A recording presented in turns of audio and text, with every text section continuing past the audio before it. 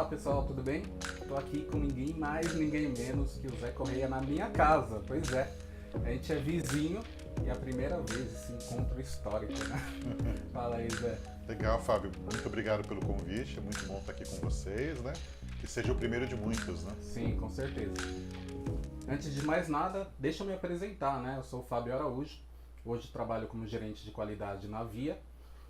Já faz uns 14 anos aí, entregando minha idade, só na área de qualidade. E você, Zé, fala um pouquinho aí da sua... Bem, eu comecei na área de tecnologia em 95, né? Então hoje já estou aí com 28 anos na área de tecnologia e comecei na área de qualidade há 19 anos. E como o pessoal brinca, né? Na época era só mato. Então era uma coisa ainda muito nova, pouca gente falava do assunto, poucas empresas investiam, ainda havia muita dúvida sobre o que era o papel de um testador, de um analista, de uma equipe dedicada a essa disciplina, né? E 2 anos depois de começar a trabalhar na área de qualidade, eu resolvi fazer uma ideia que na época parecia meio maluca, que era abrir uma escola para ensinar outras pessoas a trabalharem com isso. Então, 17 anos atrás, eu fundei a Iteracis, que é onde eu trabalho até hoje, né? A gente sempre trabalha formando novos profissionais e também ajudando a disseminar mais essa cultura de qualidade, né?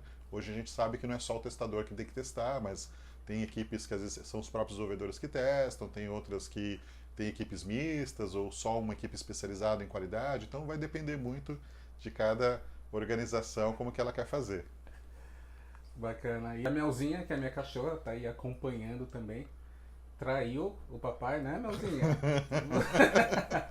E tá participando aqui. Então é um ambiente bem familiar mesmo. Vai ter latido de cachorro, vai ter barulho de obra, não se preocupem, tá? Tá tudo incluso. Faz parte aí, um papo informal mesmo. E agora, pra gente esquentar, né? Pra quem não sabe, o José Correia já entrevistou todas as referências aí da área de qualidade na época da pandemia. Então tinha ali o Gente de Qualidade, né? Quem não assistiu, por favor, corram lá no YouTube que tem lá todos os episódios, muito bacana. E eu não me lembro de ninguém ter entrevistado ele. Mas eu não vou entrevistar daquela forma formal, né? Vai ser bem informal aqui, eu vou fazer algumas perguntas mais descontraídas, vamos ver como é que ele se sai. A ideia aqui é você responder rapidamente, sem muito pensar, tá bom? Então vai ter alguns temas que podem ser polêmicos, divergentes aí, mas essa é a ideia, vai ser legal. Uma música ou uma banda? Olha, eu acho que Legião Urbana acho que é o que eu mais ouvi, assim, sempre ouvi. Bacana. Um filme ou série preferida? Olha, eu comecei a ver ficção científica por causa do episódio 4 de Star Wars, então acho que é um filme assim que marcou um gosto, né? Ah, eu gosto também. Quando você tem 11 anos e assiste na televisão, é outra coisa, tá, gente? Hoje assistir na Disney Plus não é igual, tá? Verdade. Tem que ter a idade certa no momento certo, tá? Você vai assistir e fala assim, nossa, que porcaria, né? Mas é todo um contexto. Já pra dar aquela pitadinha de polêmica, né? Qual que é a ordem pra se assistir Star Wars? Olha, eu acho que você deveria começar a assistir ele desde lá do episódio 1, né? Tem gente que é mais assim saudosista, fala, não, esquece o episódio 1, você assiste só o 4, 5 e 6, né? Mas realmente o começo não é o problema é o fim. Mas o pessoal está fazendo agora um monte de séries animadas, novas séries, estão tentando dar. Os caras estão fazendo a coisa mais incrível, que é dar sentido a uma coisa que não tinha muito sentido, que é como a série termina no episódio 9, né? Então, parabéns ao pessoal que está fazendo Andor, né? Tá fazendo Bad Batch, que fez Clone Wars, porque aí o pessoal está fazendo um negócio bem legal. E aí eu acho que é assistir mesmo na ordem. Vai lá e vê a ordem que eles colocam, porque como teve umas coisas diferentes no caminho, né? Uhum. Então, se você assistir na ordem certinho, vai fazer mais sentido para quem nunca viu. E é incrível, né? Esse salto de tecnologia do 3 pro 4, né? É do 3 pro 4? Não, sim. Episódio 1, 2, 3, isso. Do episódio do 3, que é o velho, né? Uhum. E aí você assiste na sequência ali o 4, é gritante ali, né? Cada um deles é numa época muito, cada uma das trilogias, numa época com tecnologias muito diferentes, né? Uhum. E sempre foi disruptivo, né? Sempre aquilo que ele usou no episódio, que ele usa no episódio 1, depois ele vai usar no episódio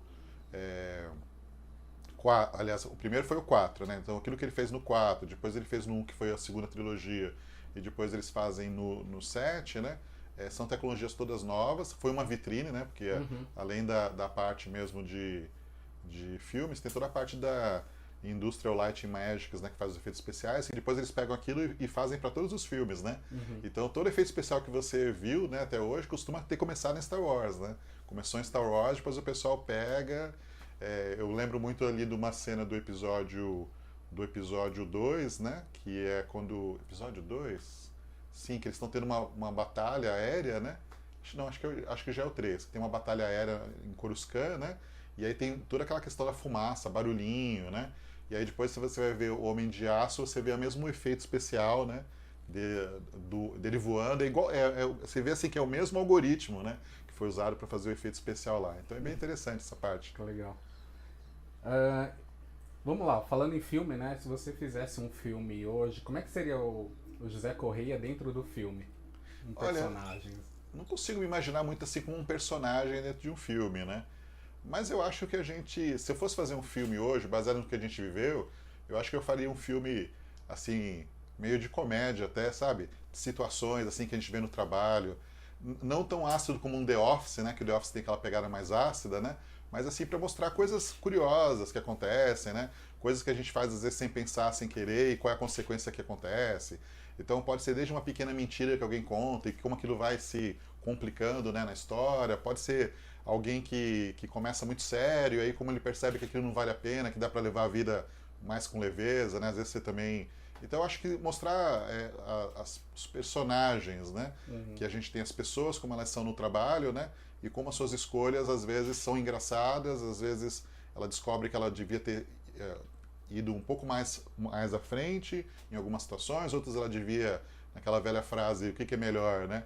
Ter razão ou ser feliz, às vezes ele tinha que ter relevado um pouquinho, ser um pouco mais feliz. Eu acho que faria um filme contando os bastidores, né, de uma empresa de tecnologia, dos seus profissionais e como eles reagem, né? Qual animal você seria? Olha, eu acho que eu sou meio como a Mel aqui, viu? Eu acho que se eu fosse um animal, ia ser um cachorro, né? Olha Daqueles só. que gostam de sentar no sofá, receber um carinho. Aí sim, né, Mel? Eu acho também. que eu sou bem nessa linha aqui, viu? Não, se fosse um cachorro, queria ser a Mel, né, meu Deus? Ela tá entendendo, ela tá entendendo. Ela Esse entende. cara sabe coçar, ele não é só de teste, entendeu? Esse cara coça direito. E tem você falou aí do barulho do filme, né? Que você percebeu, né? Tem essa percepção auditiva. Tem algum barulho assim que você gosta, ou do silêncio, enfim. Olha, se eu tô numa época que eu tô assim com uma correria, alguma coisa assim, por exemplo, eu gosto de dormir com som de chuva. Então eu boto um áudio ali de chuva, acho muito relaxante. Uma coisa que eu não dava muito valor quando eu era muito mais jovem, e hoje às vezes eu sinto falta também, eu ouço, pássaros. Assim, parece uma coisa besta, né? Coisa de gente velha, né? Mas assim, mas é muito engraçado como te relaxa, né? A gente perde muito contato com a natureza, vivendo aqui numa grande metrópole como São Paulo, né? Então a gente às vezes fala. Aqui o bairro que a gente mora, com a Ipiranga, ele não é um bairro que você ainda tem muitas árvores, né? Você tem pássaros, né? Então, mas assim, mesmo assim, você não tem aquele contato tão, né? Então é legal você ter um som da natureza, uma cachoeira, pássaros, né? Bem relaxante. Eu acho que faz bem para a alma, né? Faz bem. Depois, mais perto do horário do almoço, vou te mostrar um fato curioso aqui na minha casa. Que a gente alimenta as rolinhas que ela vem aqui. Só que começou com 2 rolinhas, um casal que veio descansar, na verdade, né? E aí eu e a minha mulher, a gente pensou, vamos dar comida, né? A gente nem tinha comida, a gente correu ali no Pets, comprou, como é que chama ali? Não é alpiste, alpiste, né? Acho que comprou um pouquinho. Uma querelinha, né? Colocou água e aí elas sumiram. Eu falei, puta que droga, a gente espantou elas, né? Coisa diferente ali, a gente espantou. Dias depois elas voltaram. Só que aí foi passando um tempo, elas foram trazendo mais amigas. Hoje tem mais de 100 rolinhas que vêm comer aqui todos os dias. Isso é muito legal. O ser humano tinha que aprender justamente com isso, né? A gente às vezes quando acha uma coisa boa, a gente quer guardar só para nós, né? O ser humano às vezes é um pouco egoísta, né? Um pouco egocêntrico nisso. E veja que isso acontece muito com os animais, né? Sim. Ele muitas vezes quando ele encontra, ele até tá com fome, e às vezes ele come só um pouquinho ou nem come e vai chamar os amigos, vai chamar os outros, porque ele sabe o que é não ter, né? Então acho que a gente poderia ser um pouco mais parecido com isso também. É né? muito legal. Eu acho que você tende a precisar ter um beiral maior e começar a receber também doações de alpiste, né? Pois é, olha Então, aí, fica a anota aí. dica, gente. Você que tem aí como doar alpiste, põe nos comentários, A né? gente compra no Mercado Livre 30 quilos de alpiste e o pessoal fica espantado. Nossa, mas como é que vocês usam tudo isso aqui, né? Porque quem tem passarinho caseiro não compra saquinhos pra durar um mês, né? Enfim, uma curiosidade aí. Ô, José Corrêa, quais seus hobbies, assim? A Olha, gente eu percebeu aí gosto. dos filmes, né? Mas Então, eu gosto muito de assistir filmes, de séries, eu gosto assim de caminhar, gosto muito de vir aqui no parque, né? Então, fazer uma caminhada. Gosto de estar em família, fazer um churrasco, né? Bater papo. Eu tenho uma família grande, tenho 4 filhos, todos ainda moram comigo. Então a gente conversa bastante. Então eu diria que eu criei 4 grandes amigos, né? bacana. Então eu acho que é legal esse convívio em família, essa troca. Pois é, eu tenho aqui também meu grande amigo, é meu filho, por coincidência, meu filho também, tem outro. Que a gente tem a chance de preparar os amigos, né? Exatamente. Que os amigos a gente encontra, mas a gente tem dependendo de como você tiver uma relação com seus filhos, você vai construir e criar amigos para conversar, para viver, né? É isso aí, muito bacana. E vamos lá, agora alguns assuntos polêmicos, hein? Perguntas lá. polêmicas. Biscoito ou bolacha? Olha, eu sou aqui de São Paulo, então eu falo bolacha. Ixi, e aí? Feijão por cima ou por baixo do arroz? Então, eu só voto vencido na minha casa, todo mundo come o feijão por baixo, eu sou o único que como feijão por cima, tá? Mas eu também é de criança que eu comia já assim. Eu, pra evitar polêmica, eu nem como feijão, então Ah, foi só pra isso, só pra evitar polêmica. É, acredita em extraterrestre? eu acho que o mundo, o universo, né? Ele é muito grande pra gente achar que só tem a gente, né? Só que tem muita coisa também que, na verdade, é mais um tema, às vezes, para chamar atenção para um livro, alguém quer vender alguma coisa, né? Então eu acho que também nem tudo que se fala de extraterrestres é verdade, né? Mas eu acho que o universo é muito grande para que a gente não tenha outras formas de vida, né? Muita prepotência, né? Muita Achar que prepotência só existe nossa, né? só existe a gente. E tem até uma frase na Bíblia, né, que fala que Deus habita muitas moradas, né? Então Jesus falou isso, então de repente eu já estava dando uma dica ali. Se você fosse um vilão, qual seria? Olha, de vilão de filme, eu acho que eu seria mais um Lex Luthor, né? Até porque eu sou careca, assim. Mas eu acho que é legal, né? Quando eu vejo histórias em que o vilão não é que ele tem um superpoder, né? Mas ele consegue, com a inteligência, com a lógica dele, de alguma forma, conseguir até competir, né? Com alguém que tem superpoderes, porque nem o Super-Homem, né? Então o Lex Luthor como antagonista do Super-Homem eu acho interessante. Claro que ele tem muito dinheiro, mas eu acho que, na verdade, é a inteligência dele, né? E usando os recursos que ele tem que faz ele competir. Então eu acho interessante isso, né? Bacana. E um super-herói, qual você seria? Eu acho que do que a gente vê, eu gosto muito de coisas que são inventivas, né? De coisas que você tem que criar alguma coisa, desenvolver. Então acho legal como o Batman desenvolve ali as suas ferramentas, como o Tony Stark, né? Só que não tem os recursos deles, então acho que eu teria que ser mais ali um vilão low profile, né? Que tem que comprar no Mercado Livre, né? As peças para poder montar, mas acho que seria alguma coisa assim. Alguém que tem que criar suas próprias ferramentas, né? Não sei se vocês perceberam, mas ele só falou de pessoas ricas, né? Será que o José Corrêa não tá escondendo ouro aí? Lex Luthor, Batman, né? Qual O que é o Homem de nome Ferro, do Batman? né? O Tony Clark e o... Pode O dar Bruce, chute, Bruce Wayne, Bruce né? Wayne. Os bastidores aqui. Na vida real é muito mais difícil ser milionário, né? Ainda mais empreendendo no Brasil. Talvez empreendendo nos Estados Unidos seja mais fácil. Já viu aquele... tem um meme que fala, sou metade Homem-Aranha e metade Batman? Não vi. Eu sou pobre igual o Homem-Aranha Estamos nessa e linha. não tenho poder igual o Batman. Né? igual o Batman. É algo assim. É algo assim. Vamos lá. Agora tem um desafio, né? Já que a gente entrou em alguns assuntos polêmicos, um desafio é despolemizar alguns assuntos que a gente está vendo aí na área de tecnologia, até na área de teste mesmo. Então, qualquer ideia, a gente pegar esses temas que são polêmicos e colocar outros pontos de vistas, né? Perfeito. Não criar mais polêmica em cima disso. E tem um que tá super no hyper aí, né? O pessoal tá falando bastante. Se a IA ela vai roubar nossos empregos, a inteligência artificial. Eu acho, na minha opinião, assim, pelo que a gente está acompanhando, que é uma revolução. Eu diria que é uma revolução comparável, né, ao que eu vi no meu início de carreira, do surgimento da internet, né? Então, como eu já tenho mais tempo de estrada, eu pude ver, eu comecei a entrar na faculdade, eu tinha acesso à internet, porque eu comecei estudando na USP, né? E lá você ia você tinha um e-mail, né? Mas era assim, não era um e-mail que você podia mandar para qualquer um, era um e-mail meio que interno, né? Que você podia falar às vezes com outro pesquisador em outra faculdade no mundo, né? Então era uma coisa muito limitada. Aí eu acompanhei quando teve a abertura comercial, né? Que aí todo mundo podia contratar a internet em casa e tudo mais. Quando começou a internet comercial, as pessoas achavam que não era nada especial, que era, poxa, muita gente achava que não ia mudar nada, sabe? Não vai mudar nada. Mas, poxa, gente, existia um negócio chamado lista telefônica, né? Então as pessoas pagavam para estarem visíveis para os outros, né? Então as pessoas recebiam lá uns livrões todo ano, né? Era super caro anunciar ali. O que você paga hoje, sei lá, em 2, 3 anos de propaganda aí num Google ou num Facebook, é o quanto você pagava na época para você anunciar um ano lá numa lista amarelas. Então era uma coisa muito cara, às vezes inacessível dependendo do ramo que a pessoa tinha. E as pessoas achavam que não ia dar em nada, que não ia ser nada de especial, porque quando você acessava um site de um banco, o que era um site de um banco quando começou? Era só falando dos produtos do banco, era tipo um folheto, né? O que o banco tem? Tem conta corrente, tem poupança e os endereços das agências. Então as pessoas não conseguiam enxergar o que seria hoje, né? Que você consegue ter o banco no seu bolso, fazer transferências, fazer pagamentos.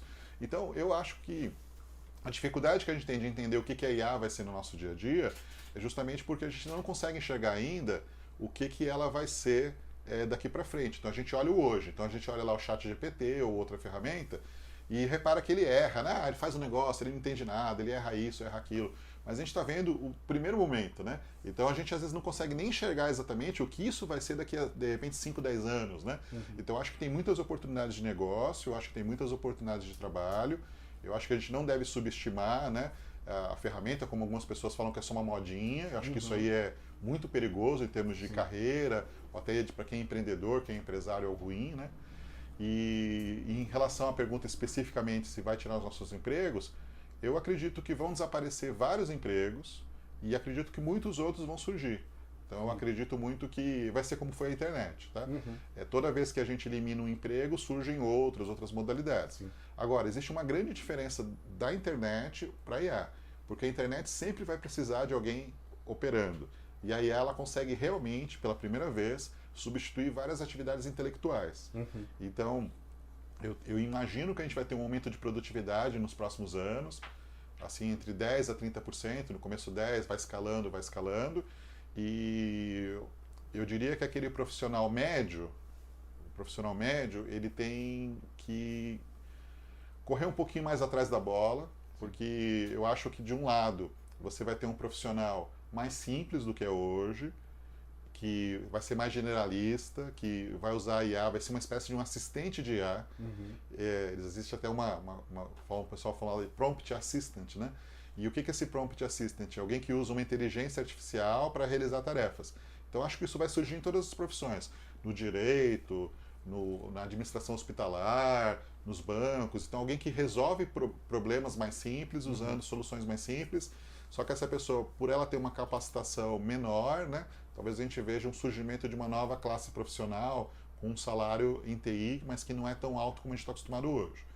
Então eu vejo um grupo grande de pessoas numa nova camada salarial, né, abaixo da situação hoje, com muitas oportunidades.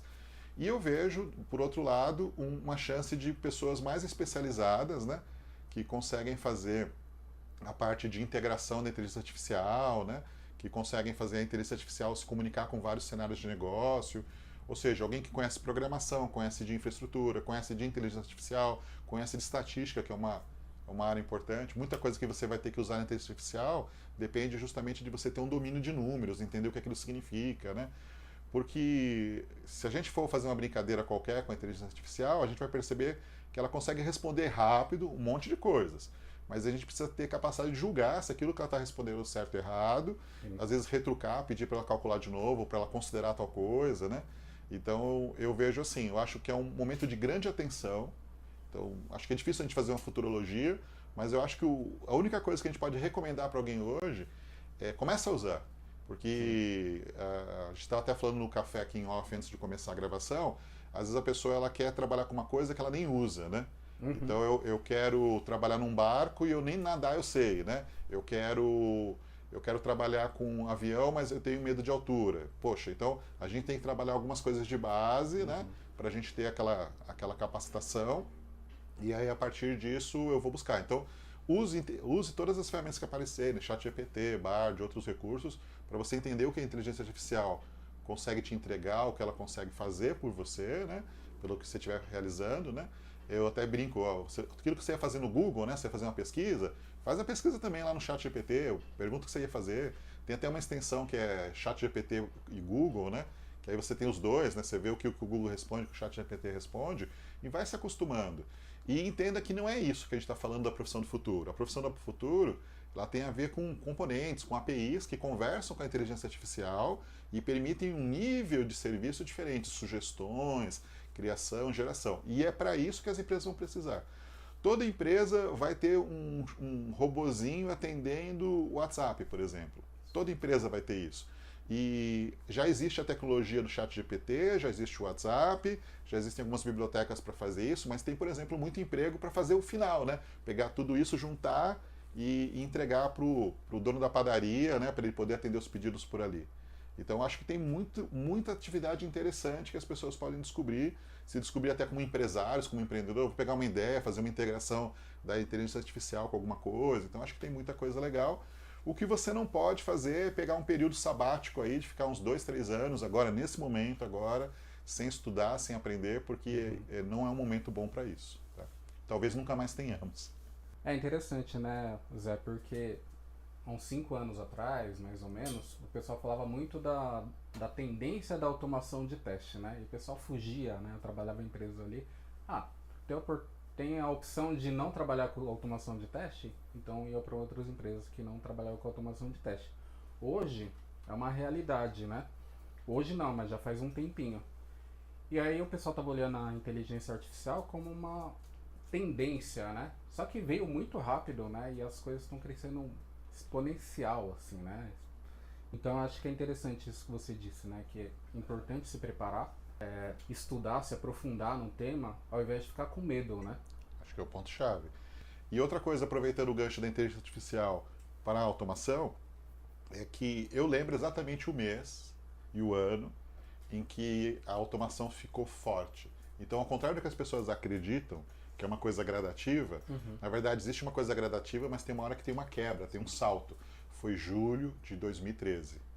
Então, em julho, assim, se você pegasse uma vaga em junho de 2013, ela dizia exatamente que você tinha que aprender, por exemplo, a escrever caso de teste, a usar um teste link, que você tinha que se preocupar em registrar defeito. Então, aquela visão bem tradicional do teste, né? Sem caso de teste não há qualidade, podia ser um adesivo de botar no carro na época, né? E aí você vê em julho de 2013, que era a época que teve aquelas grandes manifestações, talvez isso tenha me ajudado a fixar, né? Tinha aquelas grandes manifestações na Paulista, quebravam lá a agência de banco, aquela coisa toda, que as vagas começaram a mudar, começaram a pedir que a pessoa tivesse noções de programação e que a pessoa soubesse alguma ferramenta de automação. Aí as especificava se estavam na moda naquela época. Então a gente percebe que a gente tem muita dificuldade de prever o futuro, mas a gente tem a possibilidade de criar o futuro. E é justamente aí que eu falo, e não é porque eu tenho uma escola, eu falo assim, isso é uma coisa que eu pratico, né, na minha rotina, que eu estimulo meus filhos também a praticar, que é a gente realmente estudar. E eu sei que dependendo da vida que a pessoa levou, né, do caminho que ela fez, das oportunidades ou falta de oportunidades que ela teve, ela pode ter uma relação muito complicada com o estudo, né? É que nem uma pessoa que tem uma relação complicada com legumes. Poxa, eu não gosto de comer legumes, né? Mas, enfim, você sabe que legumes vão fazer bem para a sua saúde e que você deveria comer mais legumes, mais salada. Então, eu acho que as pessoas deveriam encarar os estudos, né, a necessidade de você ficar sempre se atualizando, aprendendo, como um jogo. Eu vejo para mim como um jogo. Eu sinto falta se eu passei uma semana que eu tive um ritmo mais forte de estudo, de trabalho, né, e eu não pude estudar. Então, eu acho que a gente precisa sentir isso. Pessoal, você faz academia, você faz uma atividade física, legal. Você trabalha, você toma banho, escova os dentes, legal. Você tem que também ter uma rotina que você separa um tempinho para você saber o que está acontecendo no mundo. E hoje você tem Uma coisa até que eu perguntei para o ChatGPT foi isso: qual que é a grande diferença de um profissional de hoje, de 15 anos atrás e de 15 anos no futuro? Uhum. E entre vários pontos lá, uma coisa que eu achei muito curiosa que ele conta é que antigamente, 15 anos atrás, era muito mais difícil você ter acesso à informação. Então você Uhum. se atualizar, você se preparar, era caro, né? Os cursos eram mais caros proporcionalmente. Às vezes você tinha que ir presencialmente. Poxa, eu já tive aluna que veio de Santa Catarina, ficou 3 meses em São Paulo para estudar, para poder voltar para a cidade dela. Então a gente sabe que existem essas. Era caro, era difícil, né? Uhum. Hoje, nossa, você tem YouTube, você tem um monte de curso gratuito, você tem ali. Então você consegue pelo menos se introduzir sem gastar tanto num curso. Depois, os cursos pagos proporcionalmente são mais acessíveis do que era no passado. E, e aí é curioso, quando pergunta, e daqui a 15 anos, ele fala até muito da dificuldade de saber o que escolher para ler, né? Porque você vai ter Sim. uma profusão de assuntos tão grandes, né? Que a dificuldade da pessoa é fazer uma curadoria, né? Uma seleção ali do que eu preciso aprender e até mesmo lidar com uma quantidade excessiva de informação. A gente já sente hoje isso, né? Às vezes um pouco o peso, né? De tanta coisa, né? Às vezes é cansativo, a gente tem até que desligar um pouquinho ali no fim de semana, né? Não Sim. quero saber de nada para me equilibrar novamente. Então, eu acho que a gente vai lidar com o futuro sempre com cada vez mais informação. É interessante também que a inteligência artificial ela está gerando muito mais conteúdo, né? Então, por exemplo, eu estava vendo Esse é um alguns ponto. artigos aí de marketing. Crie 100 conteúdos na semana. Aí quem vai ler, É. né? Porque as pessoas vão ficar tão saturadas de conteúdo que vai ser muito mais do mesmo, né? Então, Hoje tem o conteúdo invisível, né? Que você, mesmo quem antes da inteligência artificial, até porque tem muitas pessoas produzindo, e principalmente um conteúdo mais introdutório, um conteúdo mais comercial, que na verdade ele é uma propaganda disfarçada de conteúdo. Na verdade, a minha intenção é te colocar vários conteúdos para te vender um curso, um serviço depois. Então a gente fica tão saturado disso que a gente já sabe até qual é o discurso, como funciona, né? sim. E isso faz com que a gente não veja, simplesmente a gente não vê. É um banner, você é capaz de entrar no site, tem um monte de banner propaganda, e se eu te perguntasse que propaganda que tinha lá, ou se tinha uma propaganda ou não, para você é só um ruído, é uma coisa cinzenta. E isso vai dificultar também com que no futuro alguém entregue uma informação importante para chamar atenção. Então, às vezes até um movimento social, tem alguma situação grave, né? E vai ser difícil comunicar para as pessoas que está acontecendo algo grave, porque elas simplesmente não veem mais. Elas vão lá, procuram o que elas querem, né? E essa é uma das coisas complicadas no chat GPT e em outras ferramentas, porque são ferramentas que te trazem uma única resposta. Quando você vai no Google, ele te traz páginas de resposta. Você pode entrar no link 1, no link 2, no link 3 e ver opiniões diferentes. Uhum. Ele vai te trazer uma visão da verdade. Então, então a gente tende a ter uma sociedade com as pessoas ainda mais pensando dentro da mesma bolha. Então, Uhum. se eu sou da bolha A, né, ou da bolha B, eu vou ver as coisas que eu quero ver. E isso é ruim, né? Porque na verdade eu tenho que saber ouvir a opinião do próximo, conhecer as várias opiniões, chegar na minha opinião e entender. Isso eu acho ruim que a gente tem aí em todas as áreas, desde escolher ferramenta, desde política, né? Que a gente está lidando com o mundo como se fosse um time de futebol. Então não é mais o certo ou o errado, é o que eu gosto, o que eu não gosto, né? E eu acho que esse tipo de coisa, a tecnologia não está nos aproximando, ela está, na verdade, nos deixando confortáveis. Porque a tecnologia também tem o objetivo de vender um serviço. Então, para eu vender mais, eu tenho que deixar você confortável. Então, eu não vou te dar opiniões e pontos de vista que você não goste. Então, esse é um dos grandes dilemas daqui para frente, né? Uhum.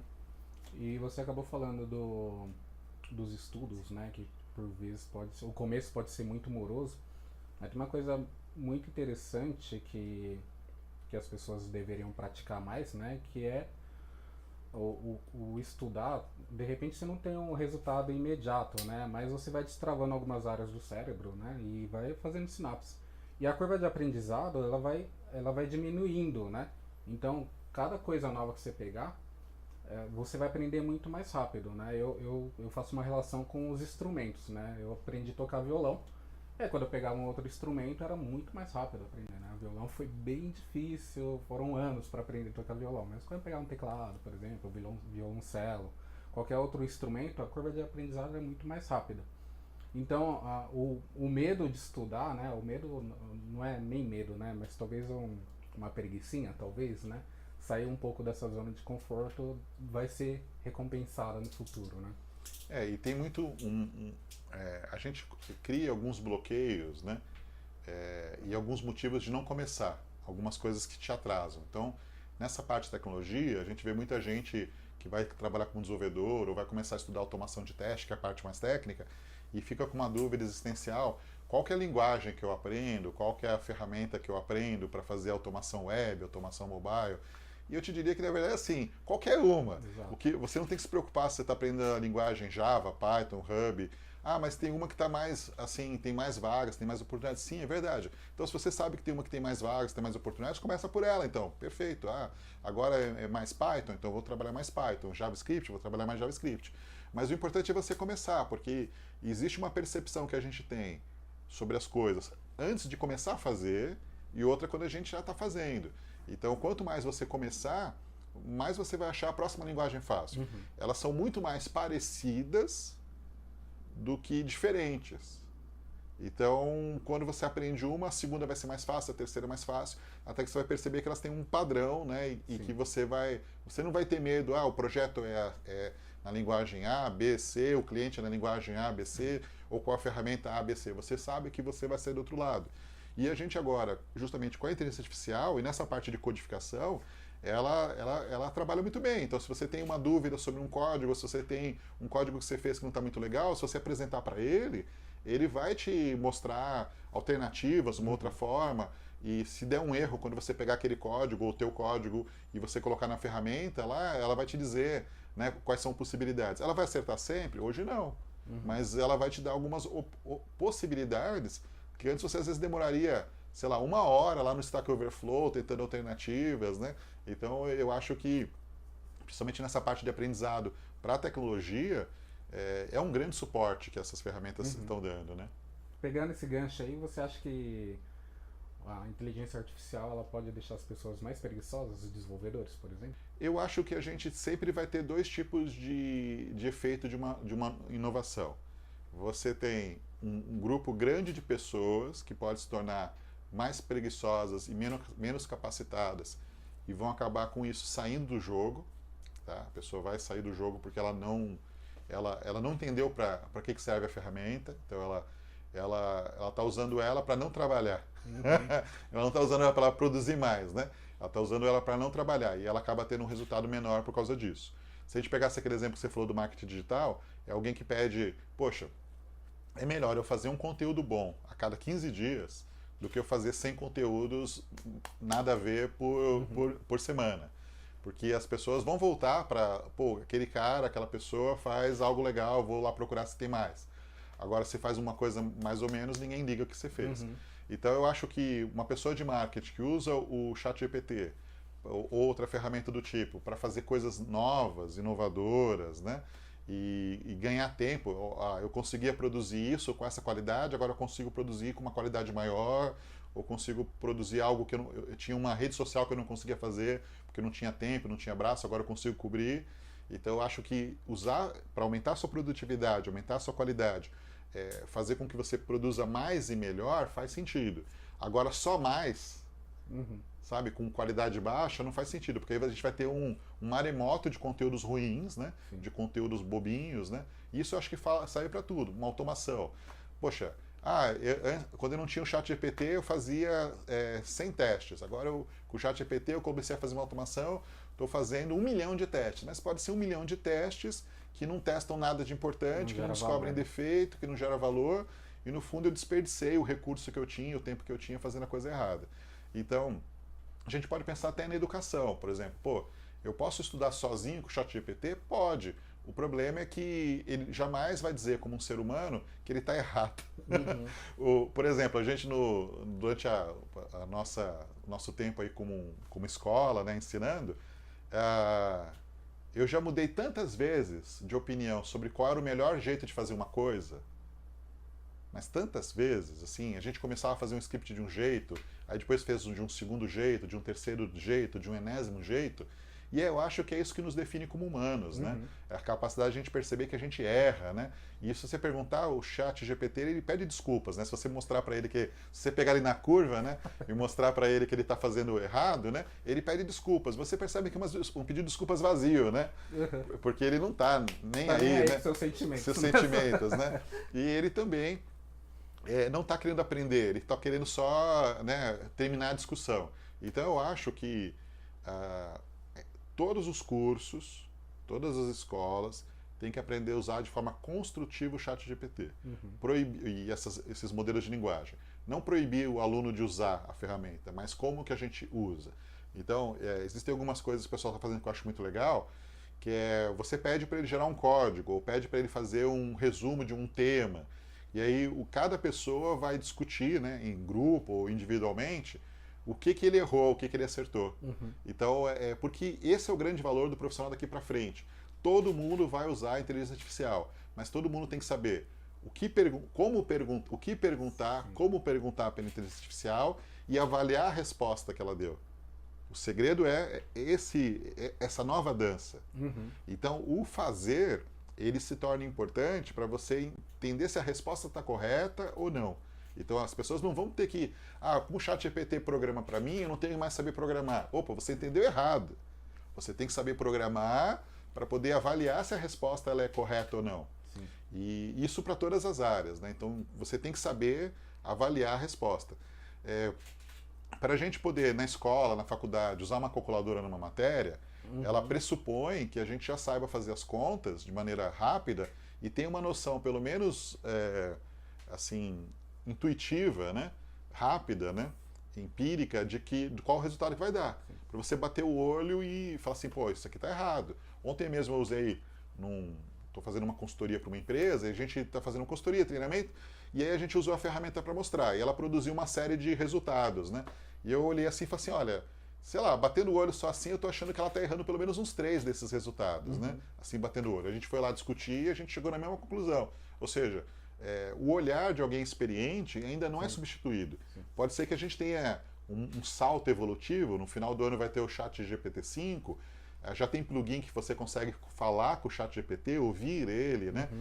Via API você consegue mandar uma imagem, enfim, você tem outras formas. Então ele pode evoluir rapidamente e até chegar ao ponto de ter um resultado superior. Mas na nossa jornada, se você aprender a fazer, você vai poder usar mais a ferramenta. Então, realmente é por isso que eu falo que não é o momento de você ficar descansando. Existem algumas iniciativas já falando até de você ter uma renda mínima, né? Isso é uma coisa que se discute em alguns países, aqui no Brasil ainda não virou, a gente tem a associação com o Bolsa Família, com esse tipo de assistencialismo, mas realmente, se a gente olhar de uma maneira bem clara para o impacto que essas ferramentas podem gerar e num espaço de tempo muito curto, e também a dificuldade que as pessoas às vezes têm de acreditar no que a gente está falando, que ela tem que estudar, que ela tem que aprender uma coisa nova, que ela tem que se alinhar com essa nova forma de trabalho, com essa forma de produção, a gente pode ter uma situação em que muita gente se torne inempregável.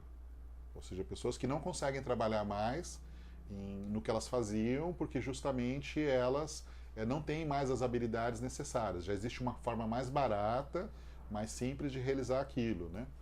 E a gente vê isso no dia a dia. Por exemplo, as pessoas não aprendem tanto como antigamente a costurar, porque é muito mais barato você comprar uma roupa pronta do que você gastar tempo, né, aprendendo a fazer, comprando os itens, né, tecido, linha, agulha, os acessórios para montar a roupa.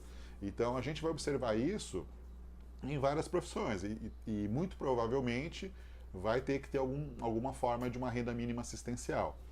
Aí, será que você quer ganhar uma renda mínima assistencial? É isso que você tem que se perguntar. Será que você... Porque quando a gente fala mínima, a gente tem que entender que é alguma coisa pensada para ser o mínimo, né? Não para te dar aquilo que você, de repente, gostaria, que você merece, sua família merece.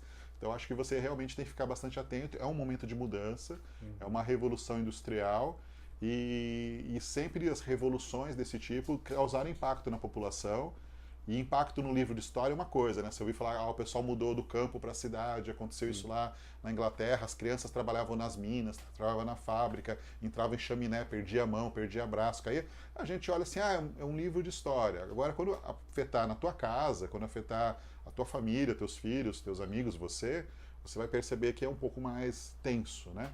Então eu acho que a maneira que você tem, embora não seja uma fórmula, poxa, eu vou estudar, vai garantir o meu sucesso. Não estou dizendo que vai garantir o teu sucesso, mas talvez te garanta uma oportunidade melhor, uma capacidade pelo menos de escolher, de ter alguma ação durante essa jornada. Então eu acho que é um período, né, que com exceção da Mel que está com a vida ganha, os outros precisam realmente se preocupar, né, com o que fazer, né, Mel? E quando a gente bateu um papo, quanto tempo faz? Uns 2 anos que a gente fez Gente de Qualidade? Sim, acho que foi 2020, 2021, né? Uhum. E teve uma pergunta que você fez, como é que eu achava que seria o futuro, né? Talvez o futuro da tecnologia ou o futuro. Futuro do teste, acho. Futuro do teste, né?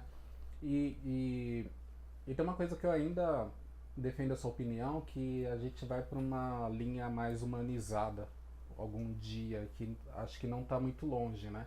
Quando eu estava pensando naquela resposta era 5, 10 anos, mas agora eu acredito que vai ser muito rápido, que como as coisas estão se resolvendo muito mais rápido, a gente consegue criar aplicações mais rápidas, então esse contato humano vai acabar meio que voltando em massa, né? Então as pessoas vão querer, por exemplo, ir no médico e ser atendido direito. Que o médico te toque para ver se você quebrou alguma coisa e não, olha, parece que, vamos lá, vamos consultar aqui o ChatGPT e ver qual remédio você precisa tomar, né? Então, eu faço as brincadeiras porque a tecnologia está muito imersa, né? Então as pessoas estão muito mais robotizadas e a inteligência artificial está cada vez mais querendo ser humanizada, né? Você troca ideia com esses, como é que se fala? Com chatbot. Uhum. Cada vez mais ela quer se parecer com um humano, né? Uhum. Te dar a resposta mais humanizada. E então parece que a gente tem que aprender também com a inteligência artificial, né? Então é bem assim. Então eu acho que você tem razão, a gente tem que se humanizar, não perder nosso lado humano de comunicação, de se importar com o outro, de ter um interesse pelo outro. Eu acho que as pessoas vão sentir falta realmente de alguns contatos mais próximos. Eu só acho que cada vez o contato mais próximo ele vai ficar caro proporcionalmente a um contato indireto. Então, às vezes a pessoa ela não tem o dinheiro para ter o contato próximo. Então, poxa, a minha esposa passou por um tratamento de uma doença super complicada aí nos últimos anos. Quem às vezes acompanha o canal sabe o que aconteceu, né? E, poxa, a gente tinha uma condição, graças aos nossos alunos, graças aos clientes que sempre tiveram com a gente, de fazer um tratamento muito melhor do que a média dos brasileiros poderiam. Então ela teve médicos que foram muito bons e que tinham exatamente esse atendimento, de ir lá, tocar a pessoa, conversar com a pessoa, lembrar do histórico dela, mas isso não é o que é a realidade da maioria das pessoas no nosso país e no mundo, né? Só que eu não acho que, infelizmente, que a gente vai ter mais médicos humanizados, eu acho que cada vez isso vai ser uma coisa mais elitista, e eu vejo isso até pelos próprios treinamentos, né? Hoje um curso presencial está ficando cada vez mais caro comparado a um curso ao vivo por videoconferência, por Zoom, né? E mais caro do que um curso por gravação. E as pessoas, elas, talvez por essa dinâmica, não só do preço, mas dos hábitos, né? Elas estão aceitando cada vez melhor o curso gravado. Né? Quer dizer, eu vou assistir ali uma videoaula. As pessoas acostumaram com tudo isso, né? Então, eu acho que a gente vai ter cada vez mais um assistente de um médico que é um chatbot, né? E quando ele monta ali a anamnese, né, que é aquela informação sobre o histórico do paciente, aí você tem um ser humano lá para ver se aquele procedimento, se aquela recomendação bateu, né? E aí vai de cada profissional, né? Eu tô achando que vai ter muito profissional médico que ele vai só dar enter, né? Apareceu mais um paciente, enter, outro paciente, enter, né? Concordar com o ChatGPT, né? Então ele só está colocando o CRM dele ali no jogo, né? Sim. E eu acho que algum outro médico fala assim, poxa, que realmente acredita na medicina, que realmente acredita no que ele está fazendo, né? Que ele vai olhar com mais atenção aquela informação e falar assim, não, aqui ele errou. Sim. Aqui ele está recomendando esse remédio ou esse exame e, na verdade, eu acho que eu tenho que ver você pessoalmente porque eu acho que não está batendo, tem outro padrão. Então, novamente, a gente chega naquele grande ponto-chave, né? É uma tecnologia, ela não é boa, ela não é ruim, depende de como a gente for fazer. Sim. Se a gente for apertar aquele grande botão, né, e vai para frente, né, a gente vai continuar errando, a gente vai continuar sendo maus profissionais, a gente vai continuar fazendo a nossa sociedade, né, como um todo, uma sociedade pior. Agora, se a gente perceber que isso vai nos dar a capacidade de repente, fazer a diferença para mais pessoas, aí a gente começa a mudar o jogo. Então, acho que não é a tecnologia, porque a tecnologia faz, é que nem os governantes, porque o governante A, o governante B, tudo isso é reflexo das nossas ações, né? Então, a gente precisa quebrar esse vitimismo, né, de que é o outro, né, é a tecnologia, e entender que não, peraí, como que eu uso isso para ser um profissional melhor, para ter uma vida melhor, para ter uma sociedade melhor. Ser uma pessoa melhor. Né? Pessoa melhor. Bacana. Zé, queria muito agradecer pela sua presença, portas abertas, né? A gente é vizinho, para quem não sabe, moramos no Ipiranga e a gente estava devendo esse encontro faz tempo, né? Pô, legal, quando fico acabar a muito contente. pandemia, a gente vai fazer esse café, né? Então, não, fico muito contente de estar aqui com você hoje, com todo mundo que o pessoal nem está vendo que está aqui também com a gente nos bastidores, né? E o que a gente puder, às vezes, bater um papo, conversar, conta sempre com a gente. Legal.